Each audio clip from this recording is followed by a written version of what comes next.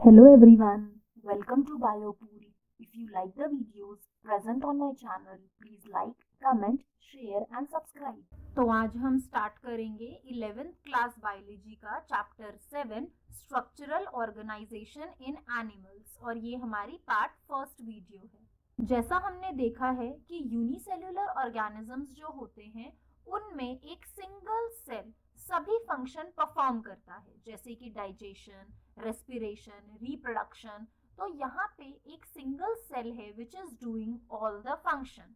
But अगर मैं multi cellular organism की बात करूं, वहां पे कॉम्प्लेक्स बॉडी ऑर्गेनाइजेशन है, क्योंकि उनकी body more than one type of cell से मिलके बनी है और वो सभी सेल्स ऑर्गेनाइज्ड है इनटू टिश्यूज जो कि स्पेसिफिक फंक्शन परफॉर्म करते हैं। तो मल्टी सेल्यूलर ऑर्गेनिज्म में जो ग्रुप ऑफ सेल्स हैं which are performing a common function is known as tissues. तो यहाँ पे सेल्स का डिफरेंट ग्रुप बना है, स्पेसिफिकली ऑर्गेनाइज्ड है और वो स्पेसिफिक फंक्शन करता है। अगर मैं सिंपल ऑर्गेनिज्म की बात करूँ जैसे कि हाइड्रा, वो भी आपके डिफरेंट टाइप्स ऑफ सेल से मिलके बना है and number of cells in each type can be in thousands. But यहाँ पे जो बॉडी ऑर्गेनाइजेशन है वो सिंपल है। हमें पता है जो हाइड्रा है वो सीलेंट्रेट का एग्जाम्पल है। सीलेंट्रेट आपके इनवर्टिब्रेट हैं जो कि एनिमेलिया किंगडम में आते हैं। इसके बिल्कुल ऑपोजिट अगर हम वर्टिब्रेट्स की बात करें जिनमें आपके मेमेलिया आते हैं, दैट इज ह्यूमन बॉडी जो कि बिलियन ऑफ सेल से मिलके बनी है, जिसमें हर एक सेल ऑर्गेनाइज हुआ है into specific tissues. Tissues organize हुए टू फॉर्म ऑर्गन एंड बहुत सारे ऑर्गन मिलके बनाते हैं एक organ system and they are performing a specific function. तो मल्टीसेलुलर ऑर्गेनिज्म में जो ग्रुप ऑफ सेल्स हैं along with their intercellular substances perform a specific function. Such an organization is known as tissues. जैसा हमने प्लांट में भी देखा, कुछ इसी तरह से हमारे एनिमल्स में भी different type of tissue system है जो हम इस चैप्टर में पढ़ेंगे। तो जितने भी कॉम्प्लेक्स ऑर्गेनिज्म हैं या मल्टी सेल्यूलर ऑर्गेनिज्म हैं, उनके पास 4 basic types of tissue system है। तो वो 4 basic type of tissue system है आपके epithelial tissue, connective tissue, muscular tissue and neural tissue. तो इनके बारे में बेसिक आपने 9th क्लास में टिश्यू चैप्टर में पढ़ा होगा कि epithelial, connective, muscular and neural tissues क्या होते हैं। तो इनके बारे में हम इस चैप्टर में और डिटेल में पढ़ेंगे। तो टिश्यूज जो है वो ऑर्गेनाइज्ड हुए हैं in specific proportion and pattern to form an organ like stomach, lung, heart and kidney। जैसा कि एग्जाम्पल मैं आपको मस्कुलर टिश्यूज का बताती हूँ। मस्कुलर टिश्यूज में हमने पढ़ा था हमारे पास smooth muscle, skeletal muscle and cardiac muscle होती है। तो कार्डियक मसल्स के जो टिश्यू हैं वो मिलके आपका हार्ट बनाते हैं जो कि एक ऑर्गन है। हार्ट हो गया, आर्टरीज, वेन्स, तो ये सभी जो डिफरेंट ऑर्गन्स हैं ये मिलके सर्कुलेटरी सिस्टम बनाते हैं, that is organ system.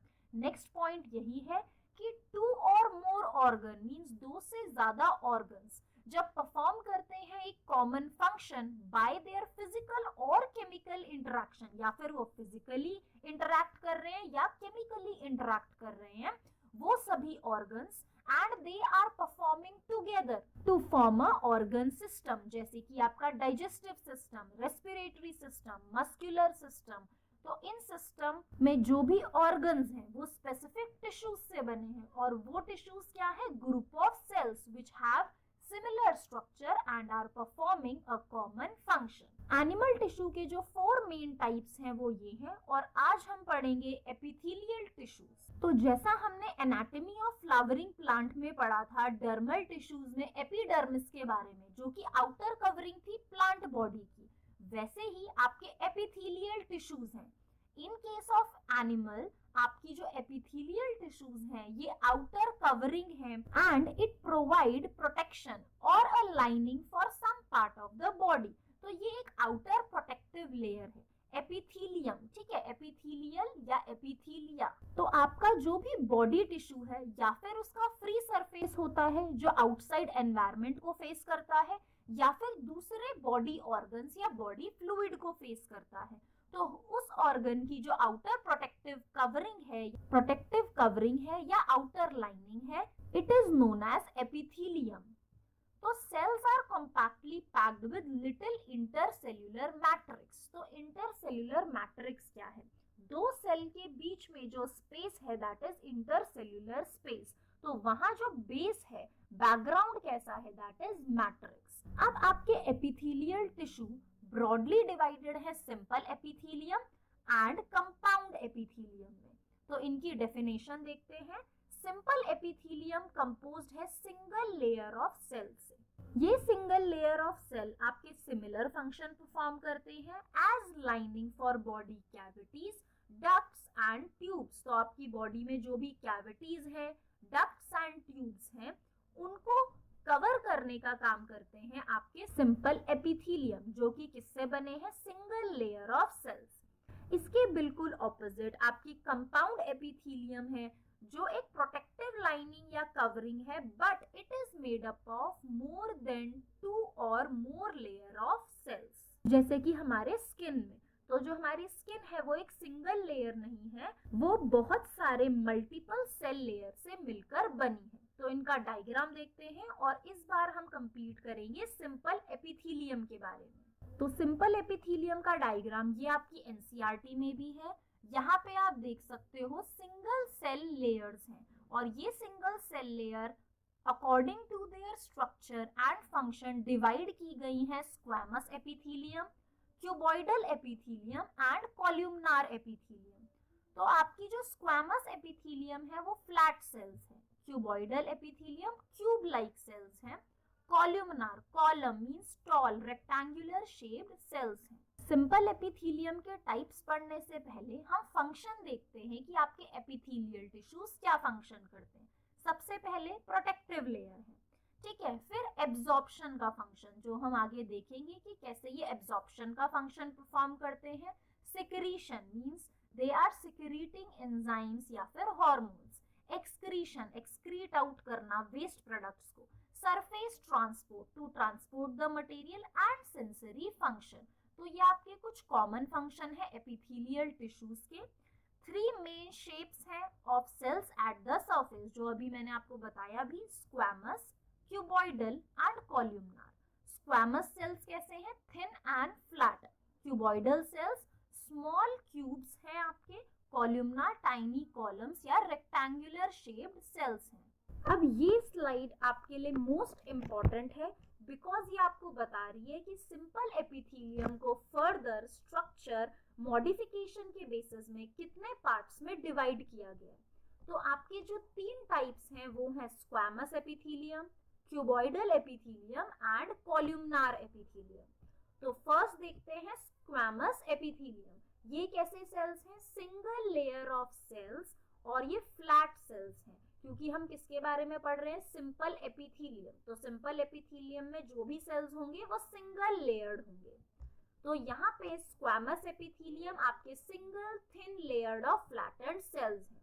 They have irregular boundaries. अब ये कहाँ मिलते हैं? आपके walls of blood vessels means arteries and veins की वॉल्स पे, air sac of lungs and are involved in function like forming a diffusion boundaries। तो आपके जो alveolar structure है, alveoli inside the lung, जहाँ पे diffusion होता है ऑक्सीजन एंड कार्बन डाइऑक्साइड का, तो वहाँ आपके कौन से एपिथेलियम प्रेजेंट है? Squamous epithelium. Most important part about this slide कि आपको एग्जाम में पूछा जाता है, एग्जाम्पल दे दिए जाते हैं, फिर कहते हैं कि वॉल्स ऑफ ब्लड वेसल में कौन से टाइप ऑफ एपिथेलियम है, या फिर इसके ऑपोजिट पूछा जाता है एग्जाम में कि स्क्वैमस एपिथेलियम आपके बॉडी में कहाँ पे प्रेजेंट है। तो दोनों तरफ से हमें प्रिपेयर रहना है, एग्जाम्पल भी और आपका कौन सा टाइप ऑफ एपिथेलियम प्रेजेंट है। नेक्स्ट आते हैं क्यूबॉइडल एपिथेलियम। तो क्यूबॉइडल एपिथेलियम क्यूब शेप्ड है, single layer of cube like cells. अब ये कहाँ प्रेजेंट है? Commonly found in ducts of glands and tubular part of nephron. अब देखो ducts of gland, ducts means tube structure है। अब आपके बॉडी में ग्लैंड्स प्रेजेंट हैं, एंडोक्राइन ग्लैंड भी हैं, एक्सोक्राइन ग्लैंड भी हैं, जिनके बारे में हम नेक्स्ट डिस्कस करेंगे। Tubular parts, tubular part of nephron. अब नेफ्रॉन क्या है? Structural and functional unit of kidney. Nephron and neuron में कंफ्यूजन नहीं होना चाहिए। न्यूरॉन आपका न्यूरल टिश्यू का पार्ट है जो कि नर्वस सिस्टम फॉर्म करता है, आपका brain and spinal cord. Nephrons आपकी स्ट्रक्चरल एंड फंक्शनल यूनिट है किडनी की, जो फिल्टरेशन परफॉर्म करती है। तो वहां कौन से सेल्स प्रेजेंट है? Cuboidal epithelium. अब इनका मेन फंक्शन क्या है? Secretion and absorption. ठीक है, तो ये एपिथेलियम और कहाँ पे प्रेजेंट है? Of PCT, proximal convoluted tubule. तो आपको डायग्राम में एक बार दिखा देते हैं कि नेफ्रॉन्स में पीसीटी कहाँ पे है, और nephron is the structural and functional unit of kidney. They have microvilli. अब आपने विलाई तो देखे हैं, जो आपके स्मॉल इंटेस्टाइन में फिंगर लाइक स्ट्रक्चर्स होते हैं, वो हैं विलाई। अब उनके ऊपर भी स्मॉलर विलाईज प्रेजेंट होते हैं, उन्हें हम कहते हैं microvilli. Next is columnar epithelium. अब columnar epithelium same single layer of tall and slender cells. मतलब ये कैसे सेल्स हैं? टॉल, स्लेंडर, कॉल्यूमनार या rectangular shape, column shaped cells. इनकी जो न्यूक्लियस है वो प्रेजेंट है एट द बेस, जैसा हमने डायग्राम में देखा। तो माइक्रोविलाई प्रेजेंट हो सकते हैं। अब कॉल्यूमनार एपिथेलियल का फंक्शन क्या है? Secretion and absorption. बट ये कहाँ प्रेजेंट है? Lining of stomach and intestine. अब नेक्स्ट चीज आती है, जब आपके क्यूबॉइडल और कॉल्यूमनार एपिथेलियम के cells they bear cilia, means उनके सरफेस पे जब सीलिया प्रेजेंट होंगे, तब वो क्या कहलाएंगे? Ciliated epithelium.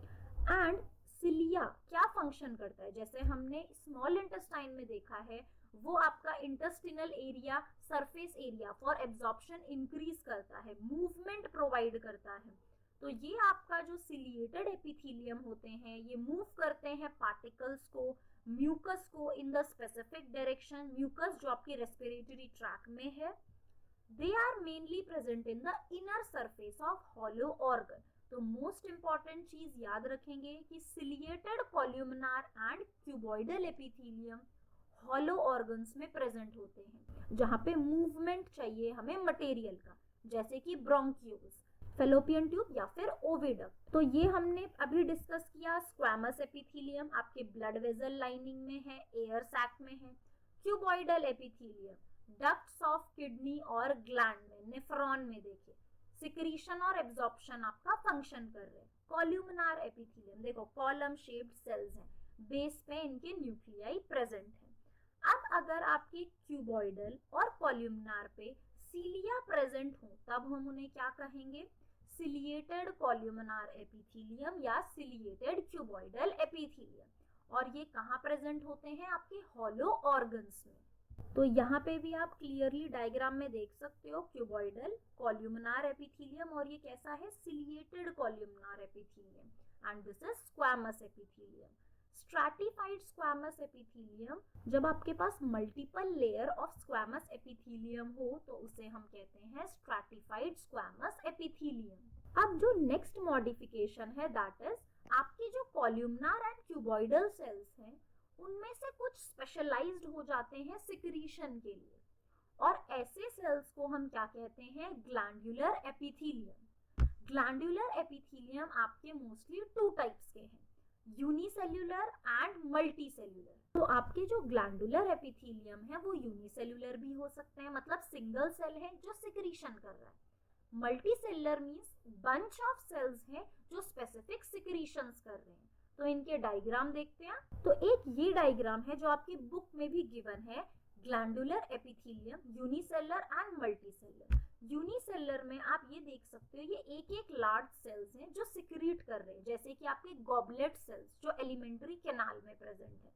Multi cellular glands, तो ये आपका यूनिसेलर ग्लैंड का डायग्राम, जिसमें एक गॉबलेट सेल भी आप देख सकते हो। ये आपके सेल्स हैं जिनके अंदर क्या प्रेजेंट है? गॉबलेट सेल्स जो स्पेसिफिक सिक्रीशंस कर रहे हैं। अब ये जो सिक्रीशंस होते हैं, सिक्रीशन मींस कोई एंजाइम है, कोई हार्मोन है, उनके बेसिस पे हमने ग्लैंडुलर एपिथेलियम या आपके ग्लैंड्स को डिवाइड किया है दो मेन टाइप में, exocrine gland and endocrine gland. तो एक्सोक्राइन ग्लैंड्स वो होते हैं which release their product into the ducts or tubes। मतलब आप ऐसे देखो कि जो एक टैंक है वो क्या है, ग्लैंड है, और वो वाटर किस में रिलीज कर रहा है, ट्यूब्स में, और हमें टैप के थ्रू वो वाटर मिल रहा है। तो वैसे ही ग्लैंड इज टैंक, जो आपकी पाइप्स हैं वो डक्ट्स हैं, और जो आपका टैप है वो डक्ट की ओपनिंग है, तो वहां से हमें हार्मोन मिल रहा है। तो वैसे ही एक्सोक्राइन ग्लैंड सिक्रीट करते हैं mucus, saliva, ear wax, oil, milk, digestive enzymes. तो ये सभी प्रोडक्ट हैं आपके एक्सोक्राइन ग्लैंड्स के। तो इनका एग्जांपल क्या हुआ, आपके sweat glands, salivary glands, mammary glands, sebaceous या फिर ऑयल ग्लैंड्स। तो एक्सोक्राइन ग्लैंड अपने सिक्रीशन डक्ट्स में रिलीज करते हैं। इसके बिल्कुल ऑपोजिट एंडोक्राइन ग्लैंड, जिन्हें हम डक्टलेस ग्लैंड कहते हैं, ये अपने सिक्रीशन डायरेक्ट ब्लड स्ट्रीम में रिलीज करते हैं, जैसे कि आपके pituitary gland, testis and ovaries. तो यहाँ पे आप डायग्राम में देख सकते हो, ये आपका एक्सोक्राइन ग्लैंड है। तो एक्सोक्राइन ग्लैंड में जो आपके सेल्स होते हैं ये सिक्रीशन इन डक्ट्स में रिलीज करते हैं, और इन डक्ट के थ्रू सिक्रीशन आपकी सरफेस पे आता है, जैसे स्वेट हो गया, ऑयल हो गया, आपके फेस पे जो ऑयल आ रहा है वो डक्ट्स के थ्रू बाहर आ रहा है। But in case of endocrine gland, जिन्हें हम डक्टलेस ग्लैंड कहते हैं, ये अपने सिक्रीशंस डायरेक्ट ब्लड स्ट्रीम में रिलीज करते हैं। इस वीडियो के नोट्स आपको मिलेंगे बायोपूल के टेलीग्राम चैनल पे, और इसका लिंक आपके लिए नीचे डिस्क्रिप्शन बॉक्स में है। If you like the videos, please like, comment, share and subscribe. Thank you for watching the video.